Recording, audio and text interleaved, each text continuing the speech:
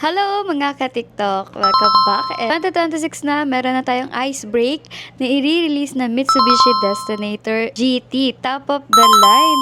At ang napiling kulay ng ating client is Lunar Blue Mica. Bago tayo mag-start sa unit, so konting chika muna. Ang client natin is nag-walk-in dito sa Mitsubishi Abad Santos. So, nung nag-walk-in sila, syempre hinanap nila ako, hindi pwedeng iba. Dahil kapag iba yung nakausap nyo, hindi na po ako yung ahente. Sa going back, nang nag-walk-in sila dito sa Mitsubishi dealership, ang kukunin talaga nilang unit sa akin is Montero. Dalawa silang magkapatid na kukuha ng Montero, no? Upon application, nakita nila si Destinator. Ang display ng unit ng Mitsubishi Destinator, pinakita ko yun. At ayun na nga, nung nakita nila ng actual, ng personal, nag-change of mind, hindi na Montero ang kukunin nila, kundi Mitsubishi Destinator na. Since yung top of the line kasi ng Destinator, at yung kukunin nila na Montero Sport GLS Automatic, is magkalapit lang ng price.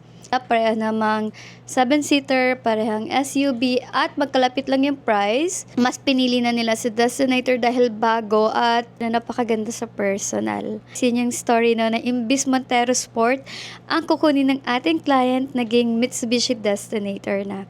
Konting background na rin tayo sa source of income ng ating client para may reference yung mga client ko or yung mga future clients at yung mga nanonood ngayon sa atin dito sa TikTok.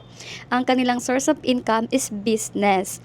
Pag business, napakadali lang ng requirements, valid IDs at proof of income lang. Single proprietor ka, DTI dapat yung ipapresent mo sa akin. Since client natin is more than 2 or 2 na sila ng mag-partner or more than 2, SEC registration na yung kailangang ibigay sa akin. So, yun naman, may mga idea sa corporation or may mga partners, ayun yung ginagamit nilang rehistro, yung SEC registration. So, valid ID, SEC registration, or DTI, kapag ka single proprietor, 3 months bank statement.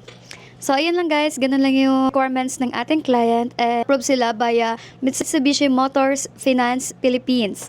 Kaya ang kanilang down payment starts at 167. Yes, naka-low down payment. And ang kanilang monthly amortization nasa 39,000 plus. So, ayun, gustong kumuha ng Destinator, ayun po yung promo natin para sa ating Destinator GT. Meron naman tayong promo para sa ating Mitsubishi Destinator GLX. Yun yung base model na CVT.